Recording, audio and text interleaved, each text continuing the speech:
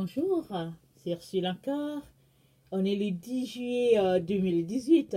Ce matin, je sonne encore la trompette et je nous rappelle que notre Seigneur revient très bientôt.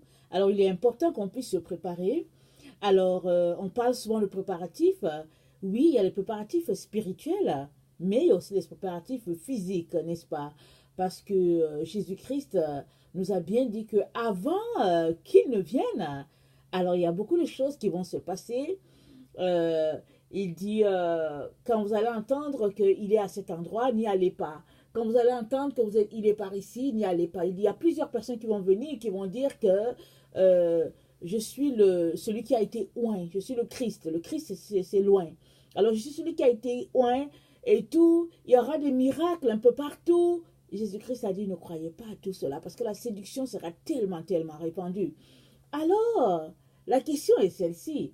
Est-ce que tu te prépares aussi sur ce plan-là, de manière à ne pas tomber dans les pièges qui sont autour de nous, parce que les pièges sont partout, partout.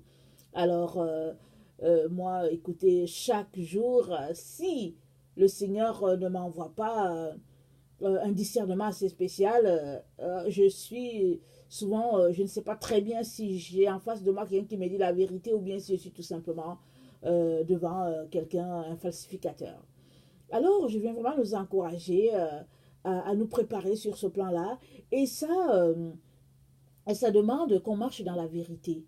Parce qu'au fait, quand tu es dans la vérité, c'est la lumière. Alors, la vérité, c'est l'absence d'obscurité, de ténèbres, de fausseté. Alors, quand tu marches dans la vérité, alors très souvent, tu décèles toutes ces ruses de l'ennemi, de sorte que tu ne tombes pas dans ce qu'il a préparé pour toi. Donc voilà. Alors aujourd'hui, je viens nous apporter un enseignement ou bien une exhortation, si vous voulez, sur as-tu pensé à une solution B?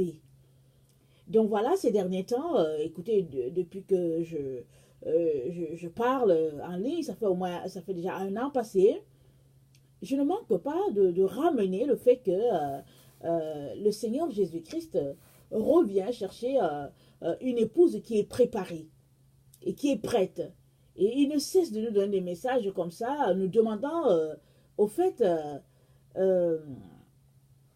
d'être prêt quand il viendra. Mais il y a une réalité ou bien une vérité qu'on ne peut ignorer, c'est que quand les choses vont se déclencher, c'est-à-dire quand les contractions vont s'intensifier, et il y aura beaucoup de douleur dans la chair. Et parmi la douleur qu'il y a dans la chair, il y aura beaucoup d'immigration. Bon, moi, je suis en Occident. Et souvent à la télévision, on voit comment les peuples quittent certains pays en guerre en recherche d'un endroit sécur.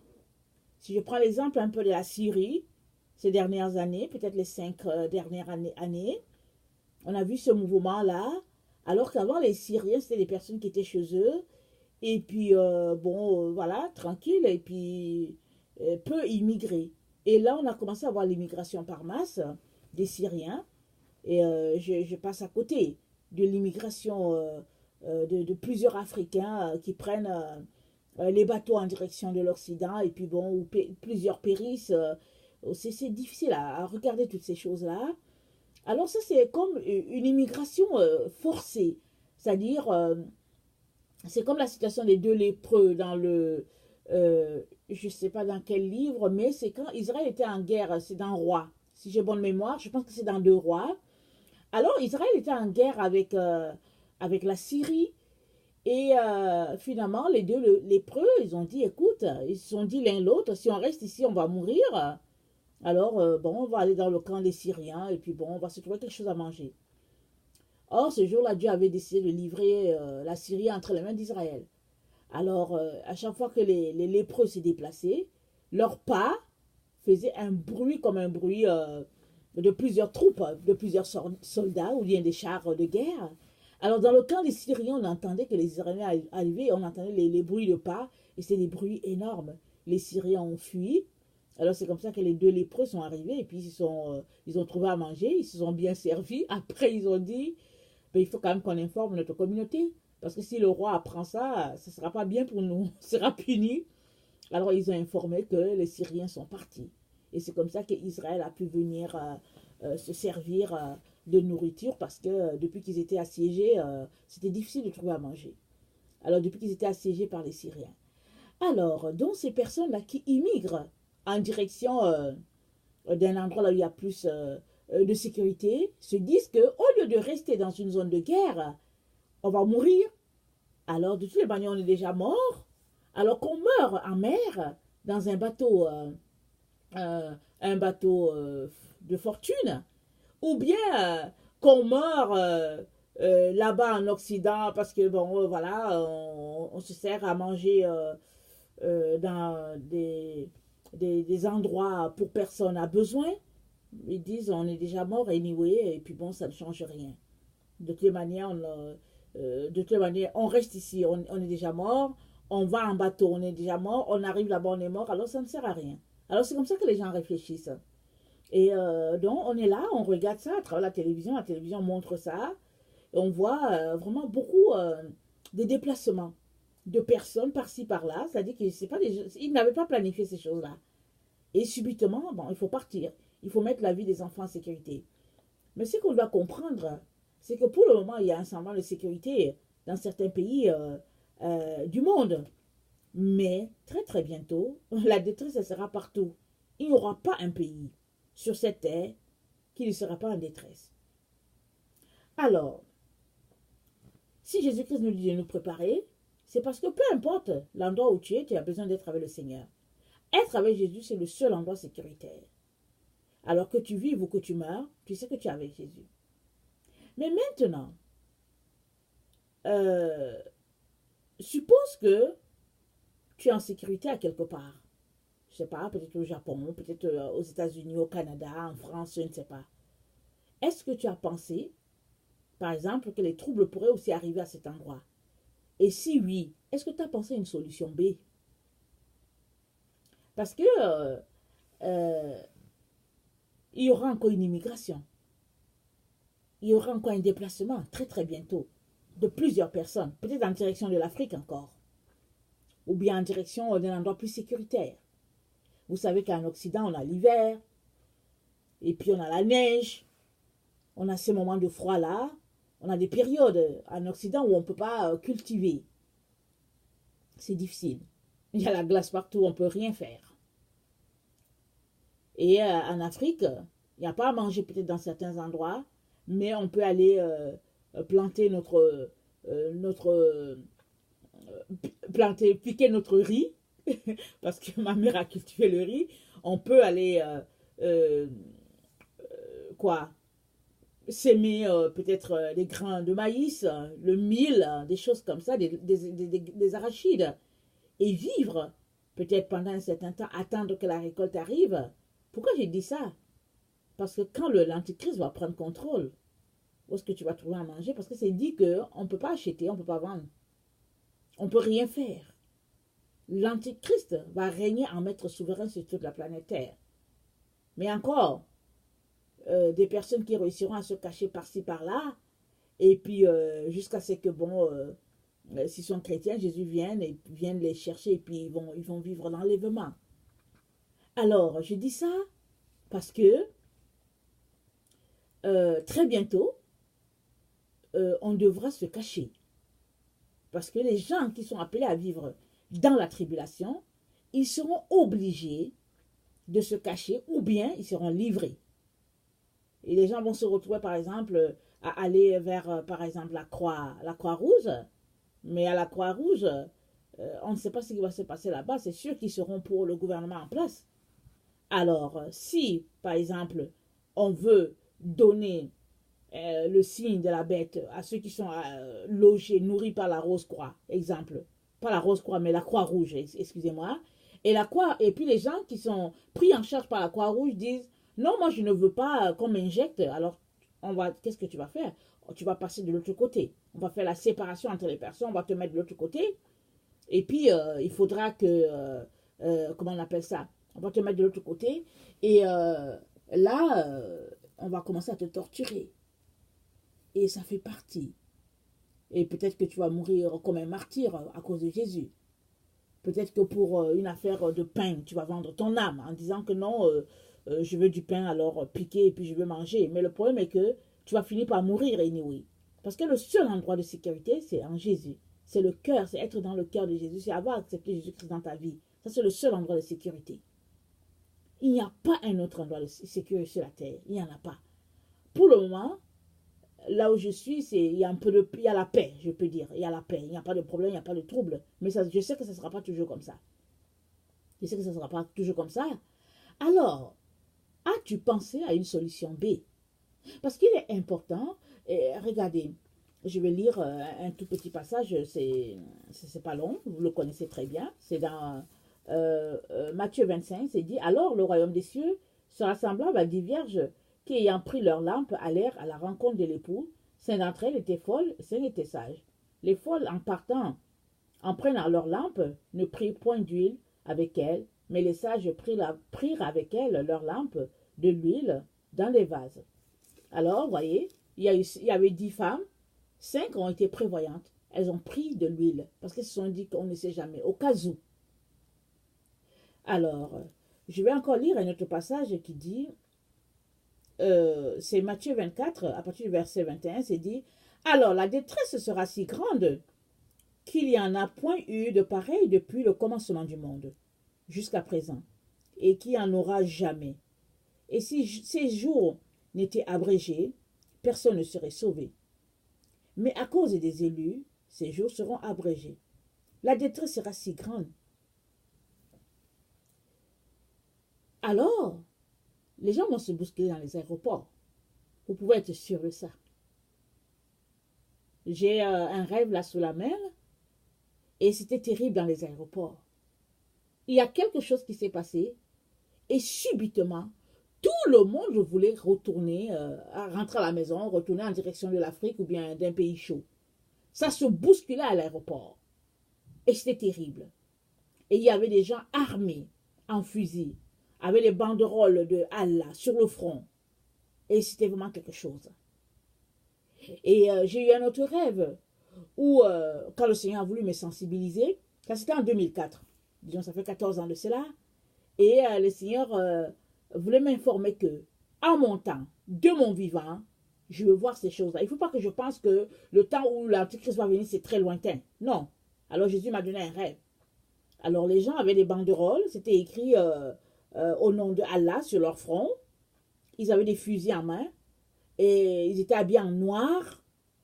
Et ils sont venus, ils sont entrés, ils entraient dans chaque maison où je me trouvais, et ils ouvraient la porte, et ils ne venaient pas forcément à un moment où tu pouvais, comment on appelle ça, où tu pouvais fuir. En tout cas, nous, on nous a réveillés au petit matin, entre 5 heures et 6 heures. On nous a réveillés. Ça, c'est dans le rêve. Hein? Alors, et les gens étaient alignés. On te demandait, est-ce que tu es pour Christ? Est-ce que tu es chrétien? Est-ce que tu es non chrétien? Et puis, est-ce que tu es pour celui-là qui va mourir pour Christ? Alors, dans le rêve, j'ai vu que mon mari est venu se mettre à l'endroit des chrétiens. Et moi, de l'endroit où j'étais, je lui disais, non, non, non, ne te mets pas dans la rangée des chrétiens, mets-toi plutôt dans la rangée de ceux qui vont mourir pour Jésus. Et il est allé se mettre dans cette rangée-là, et c'est comme ça que je me suis réveillée. Et le Seigneur m'a dit, non seulement vous devez prier de manière à échapper à ces moments terribles qui seront sur la terre, mais aussi, vous devez laisser de côté tout ce qui est mondain, tout ce que le monde chérit pour vous apprêter à ces moments-là. Alors, ces dernières années, ou bien depuis que j'existe, je pense, il y a toujours eu la guerre en direction des pays d'Afrique.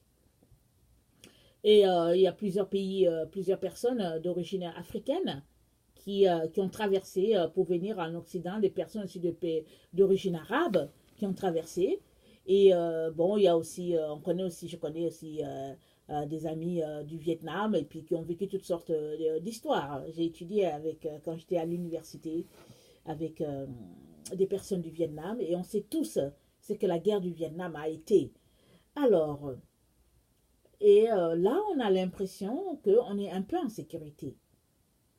Mais les moments arrivent où la détresse sera telle. Je l'ai vécu un jour. J'ai vécu un moment de détresse. C'était terrible. Et il n'y a personne qui pouvait rester en sécurité à quelque part. C'est comme si le ciel était en train de s'écrouler sur l'humanité. Tout le monde fuyait dans toutes les directions. Même les petits-enfants fuyaient. Ils ne couraient pas pour aller en direction de leur maman. Ils fuyaient tout simplement parce que la terreur était telle que chacun fuyait pour sa vie. Je ne sais pas si c'était une situation d'enlèvement, je ne sais pas. Tout ce que je sais, c'était une situation terrible. C'est tout ce que j'ai vu. Je me suis dit, mais c'est pas possible. Je me suis levée de cette vision-là que je voyais que le Seigneur avait projetée sur le mur de ma chambre. Je me suis levée de cette vision-là avec le cœur qui palpitait. Je me demandais bien qu'est-ce que cela pouvait être. C'était quoi ça? Alors le Seigneur m'a dit, c'est le jour du Seigneur. C'était le jour du Seigneur. Vous savez, quand on lit la Bible, on dit le jour du Seigneur arrive. C'était le jour du Seigneur. Mais il est important qu'on puisse quand même se préparer. Même si c'est un jour où on ne peut pas échapper.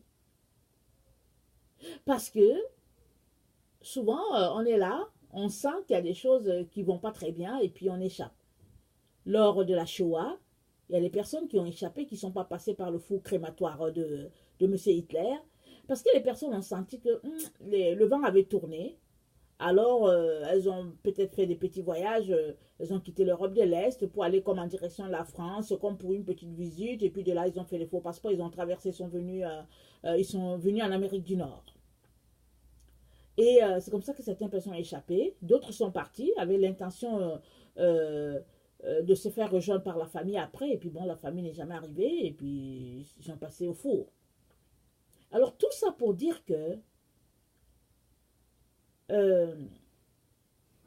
être prêt spirituellement n'exclut pas notre vigilance. Alors si nous sommes des humains et que nous savons qu'on ne peut pas voyager sans passeport ou bien sans carte d'identité ou bien sans papier sur nous, alors il est important qu'on puisse quand même s'assurer qu'on a des passeports prêts, que l'on a des passeports en bonne et due forme pour ces moments-là et qu'on apprête quand même les choses. Si le passeport, c'est quelque chose qui va durer 5 ans, il faut qu'on s'assure que le passeport est valide pour 5 ans encore. Ou bien pour 3 ans, je ne sais pas. Moi, je ne sais pas. Mais au fait, le Seigneur m'a donné ce matin de venir vous interpeller sur des solutions B au cas où on se trouvait mal pris. Un autre jour, j'ai fait un autre rêve et partout autour de nous, ça brûlait. C'était un feu de la colère divine. Mais notre maison avait été épargnée. Nous avons été épargnés, nous et puis nos enfants. Mais on est sortis sans rien prendre. Il fallait sortir. C'était pressé, c'est tout. Il fallait s'en aller, c'est tout. Il fallait partir. C'était rapide. Il y a un ange qui est venu nous faire sortir et il fallait partir. Et moi, j'ai trouvé ça spécial. Mais on partait. Et je ne sais pas si on avait sur nous des sandales. Je me rappelle bien que mon mari avait un short, une petite chemise. Mais on devait partir, c'était tout. Il n'y avait pas le temps de dire, je veux retourner dans la maison, je veux prendre ceci, je veux prendre cela. Tout ce que je sais, c'est que mon mari a dû retourner pour prendre nos passeports, ou bien je ne sais pas, quelque chose rapido comme ça. Et c'est tout ce qu'il a pris. Et on est parti. Et c'est comme ça que le Seigneur m'a interpellé sur l'importance d'être prêt à tout moment. Et je viens donc vraiment nous appeler à la vigilance. La Bible dit que qui va aller loin ménage sa monture. Alors la personne qui ménage sa monture, elle s'apprête que le siège est confortable parce qu'il veut aller loin. Mais il se prépare aussi. Parce que quand tu vas aller loin, tu ne veux pas forcément t'arrêter à une auberge pour prendre de l'eau. Et surtout quand on a les enfants. Et moi, quand les enfants étaient petits, chaque jour dans ma voiture, il y avait toujours à manger. Il y avait toujours. Et puis l'été, il y avait toujours de l'eau dans la voiture, un peu partout, répartie dans la voiture. Mais il y avait toujours quelque chose. Des biscuits, des amandes. C'était toujours des fruits, il y avait quelque chose. Parce que les enfants étaient petits et je ne voulais pas à un moment donné faire une sortie de l'autoroute pour dire que bon, il faut s'arrêter dans un centre commercial parce qu'il faut prendre du yaourt, il faut prendre ceci. Non, c'est compliqué. Alors, je mettais tout dans la voiture et puis on partait. Et si on arrivait quelque part que bon, les denrées qui étaient là étaient gâtées, vaudrait mieux que bon, parce que on a quand même mangé un peu et puis les autres sont gâtés, que d'arriver dans une ville et puis l'enfant en train de crier, en train de pleurer, et puis là on sort, on dit ok, où est la prochaine sortie, et on arrive dans la ville, on commence à chercher où se trouve le centre commercial pour acheter. Non, non, non. Déjà que sortir pour trouver une toilette, c'est déjà compliqué. Alors, je viens vraiment nous interpeller à cette réalité-là. On est des parents, c'est vrai, mais quand bien on ne serait pas des parents, il faut qu'on sache que on est dans les derniers moments, dans notre période, sachant que la tribulation va commencer. Elle va commencer à un moment donné. Et on attend que le Seigneur donne la permission à l'Antichrist. Et puis, voilà. Mais il y a beaucoup de chrétiens qui disent que non, il n'y aura pas l'enlèvement et tout, mais moi je pense qu'il y aura l'enlèvement. Il y aura un groupe qui sera enlevé, et ça va donner le signal. Mais il faut que le Père permette cela. Et il y aura un autre groupe qui va passer par des moments de tribulation. Mais avant que il y a tribulation, il y a 3 ans et demi de tribulation, et il y a 3 ans et demi de grande tribulation. Et dans les 3 ans et demi de grande tribulation, c'est là où l'Antichrist va prendre vraiment le contrôle, où il va régner en despote. Et qu'est-ce qui fait, par exemple, qu'il va prendre plusieurs par surprise? C'est parce qu'il ne se serait pas préparé. Mais si toi, tu sais déjà qu'il y a 7 ans de tribulation qui arrive, et qu'il y aura 3 ans et demi de tribulation tout court, alors tu devrais penser te préparer pour les 3 ans et demi, les premiers 3 ans et demi, si tu n'es pas enlevé. Tu devrais avoir une solution B. Parce que si tu vis en Occident, et les choses, je ne sais pas par où ça va commencer, mais si tu vis en Occident, il faut bien que tu trouves un endroit à te cacher à quelque part. Que tu ailles te terrer à quelque part. Et écoutez, aujourd'hui, quand on est dans une zone là où il y a la paix, on a l'impression qu'il y a la paix partout. Mais il y a des zones sur la terre. Dans les pays, par exemple, je veux prendre l'exemple dans les pays, exemple en arabe, dans les pays arabes, pardon, il y a des endroits où les gens sont prisonniers de leur geôlier. Ils ne sortent pas. Ils sont là, quelque part, il y a des villages qui sont prisonniers, mais au moins ils sont là, en vie. Et puis peut-être qu'il y a tellement de choses qui se passent, des viols et tout, on ne sait pas. Mais au moins, ils sont là, et puis bon, ils peuvent aller cultiver leur arachide un peu, et puis bon, voilà, et venir, et puis prier en attendant que la délivrance arrive. Peut-être souvent la délivrance est dans la mort, ou bien je ne sais pas, toutes sortes d'histoires. Il y a vraiment des choses horreurs. Il y a des horreurs qui se passent sur la terre. Et on ne peut pas se permettre de vivre comme si Dieu ne nous a pas parlé. Alors c'est pourquoi, dans plusieurs vidéos, je nous encourage à ne pas nous attacher aux choses matérielles. La femme de Lot, elle a eu un attachement aux choses matérielles.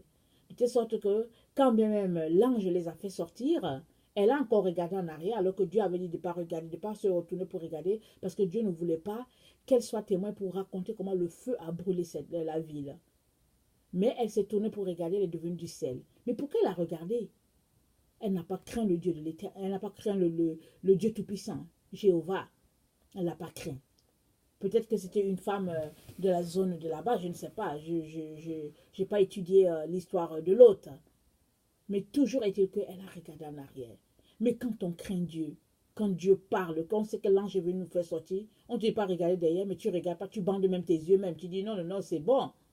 Parce que l'autre et puis ses 2 filles ont craint, elles ne se sont pas tournées. Elles sont parties. Mais quand tu es attaché au bien matériel, quand Dieu te dit de quitter, de partir immédiatement, si tu es attaché au bien matériel, tu vas tendance à regarder, oh, ma télévision, Oh, mon fauteuil. Oh, ma belle robe de soirée. Et ça va te retarder.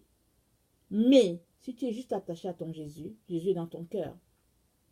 Et j'ai eu un autre rêve où l'ange de l'Éternel est venu nous faire sortir et de la maison encore. Et c'était vraiment très très rapide. C'était vraiment d'une rapidité. Et j'ai dit, non, je vais aller prendre mes calepins. Et puis, je vais aller prendre mes calepins et puis ma tablette. Parce que vous savez, c'est mon travail, c'est mon outil du travail. Là où je suis en train de vous parler, je suis en train d'enregistrer sur la tablette. Ma tablette, mon iPad. Alors, l'ange m'a dit, non, non, non, tu n'as pas besoin. Tu auras toutes ces choses-là à l'endroit où je vous évacue. C'était vraiment très rapide. Et là, j'ai compris que il fallait même pas que je m'attache à quoi que ce soit. Et le Seigneur me faisait comprendre que si il arrivait qu'un jour, on venait me chercher pour dire il faut sortir, il faut même pas que j'essaye de penser, même que bon, je vais prendre une bouteille d'eau avec moi. Il faut tout simplement que je m'en aille, c'est tout. Et que je fasse sortir les enfants en avant de moi et puis que je parte. Et peut-être je suis en avant, il y avait les enfants, ils m'ont marié en arrière, je ne sais pas comment ça sera, mais bon, voilà. Question de dire que on ne peut pas ignorer ces faits-là. Mes frères et sœurs, on ne peut pas ignorer ça. On vit comme si nous avons 10 ans en avant de nous. On vit en planifiant notre retraite et le poste qu'on va changer, la voiture qu'on va changer, la maison qu'on va construire. Et voilà un peu comment on vit. En bâtissant des châteaux dans notre tête et tout ça. Mais le Seigneur nous dit, cherchez premièrement d'abord le royaume de Dieu et sa justice. Et ça, c'est dans nos cœurs. Tout se passe dans nos cœurs. Si ton cœur est plein de Dieu, plein de Jésus, alors tu as tout. Tu n'as plus besoin de rien. Dieu va tout combler. Il va tout rembourser. Mais ce qu'il veut, c'est que tu sois, sensible à la voix du Saint-Esprit. Que tu aies exercé ton oreille à saisir à chaque minute ce qui est important pour le Seigneur. Et moi, je viens te dire, ne néglige pas une solution B dans ta vie. Ne le néglige pas. Et tes passeports prêts. Achète peut-être des tentes et des tentes. Achète peut-être et peut-être ton comment on appelle ça, ton matériel de camping au cas où et quelque chose. De telle sorte que s'il y a quelque chose qui arrive, ben, au moins tu pourras dormir quelque part et tout. Mais s'il n'y a rien, ben, tu es dans ta maison. Mais s'il y a quelque chose qui arrive, au moins tu as un matériel de premier secours. Parce qu'on sait tous qu'il y a un tremblement de terre planétaire qui arrive, on le sait, n'est-ce pas? J'espère que tu le sais. Il y a un tremblement de terre qui arrive, planétaire. Il arrive à quel moment, on ne sait pas. Et on est dans le temps de jugement de Dieu. On entend, il n'y a pas longtemps, moi je ne savais même pas, j'ai découvert sur Internet hier qu'il y a eu du déluge au Japon. Et comme je ne suis pas vraiment les nouvelles, alors j'étais tout simplement surprise de voir passer sur mon ordi cette information-là. Alors, il y a des catastrophes un peu partout. Il y a des choses, des situations, des intempéries qui arrivent, un peu par-ci, par-là. Et de telle sorte que les gens se retrouvent à ne plus se retrouver dans la maison. Il faut qu'ils sortent de là. Mais si tu as un petit truc dans ton cabanon, dans ton petit débarras, tu as quelque chose là, ta tente et puis ta lampe et tout. Alors, tu peux te débrouiller en attendant que bon, les choses se stabilisent. Quoique, on sait que la vraie stabilité, elle est auprès du Père, n'est-ce pas? Donc voilà. Alors, que le Seigneur vraiment vous fortifie, qu'il vous donne de regarder en vous-même, de voir, en tout cas, comment vous pouvez vous organiser s'il y a des situations d'urgence, afin que, bon, voilà, vous puissiez quand même survivre en attendant que Jésus vienne. Alors, si toi, tu es quelqu'un qui ne connaît pas le Seigneur, je viens te dire que Jésus-Christ te cherche. Il t'aime beaucoup. Il est le pont entre Dieu et les hommes. Il y a beaucoup qui sont venus se disant que c'était eux les sauveurs du monde. Mais Jésus-Christ t'informe que c'est lui le seul sauveur. Tous les autres sont juste des voleurs et des menteurs. Et que le seul, le vrai, c'est lui. Et que si tu lui donnes ta vie, alors il va t'assurer un avenir. Il va t'assurer une paix. Parce que la vie, l'avenir est juste en Jésus-Christ. Tout le reste, ce n'est que désastre. Si tu as Jésus-Christ, tu as la vie, tu auras le paradis. Et si tu n'as pas Jésus-Christ, ce sera l'enfer. C'est triste de le dire. C'est rude peut-être que tu l'entendes, mais ce n'est que la vérité. Ce n'est que la vérité. Parce que Satan nous a fait croire qu'il y avait plusieurs chemins qui menaient au ciel. Ils ont fait sortir ce slogan-là en disant que tous les chemins mènent à Rome. Moi, je ne sais pas si c'est vrai pour Rome. Mais moi, je sais que pour le ciel, c'est un seul chemin qui mène et puis ce chemin, c'est Jésus. Si tu prends Jésus-Christ, oui, ce chemin-là va te mener au ciel. Mais si tu n'as pas Jésus-Christ, jamais ça ne te mènera au ciel. Tu ne seras qu'en train de perdre ton temps. Alors que sa grâce vraiment demeure sur chacun d'entre nous, alors qu'il nous donne de le chercher davantage, de chercher à entendre ce qu'il a pour nous, pour notre famille, et s'il y a un endroit où on pourrait aller se réfugier, ou bien s'il faut déjà qu'on pense déjà même faire de la migration, quitter, aller quelque part. Moi, j'ai entendu des gens qui ont dit oh, j'étais dans mon pays, je n'avais pas l'intention de quitter. Le Seigneur m'a dit que quitte, va en direction de tel pays. Alors, alors Dieu est capable de diriger les gens à aller à tel endroit parce que Jésus-Christ a dit dans Matthieu 24, il dit que si on dit qu'il est à la montagne, ne va pas. Il y a certains qui vont courir à la montagne. Il dit que vous n'aurez pas fini de vous déplacer par-ci, par-là, que le Christ sera venu. Donc, ça veut dire que tu peux être dans ton pays, au Congo, tu peux quitter, arriver, venir te réfugier en Belgique. De la Belgique, tu peux quitter pour arriver, par exemple, je ne sais pas, aux États-Unis. Des États-Unis, tu peux quitter là pour aller, par exemple, en Irak. Et puis, tu seras en train de faire ça, que Jésus-Christ sera revenu. Maintenant, tu le feras comment? Si ton passeport est prêt, bien sûr. Si ton passeport n'est pas prêt, bon, tu vas juste te retrouver, bon, souvent mal pris, et puis bon, voilà. Alors que le Seigneur nous donne vraiment de regarder les choses les plus importantes pour nous, et qu'il nous donne de garder cette communion-là avec lui, sachant que il ne tardera pas à venir nous enlever de cette terre. Que sa grâce demeure sur chacun d'entre nous. Alors je vous aime, Dieu vous aime davantage. Merci.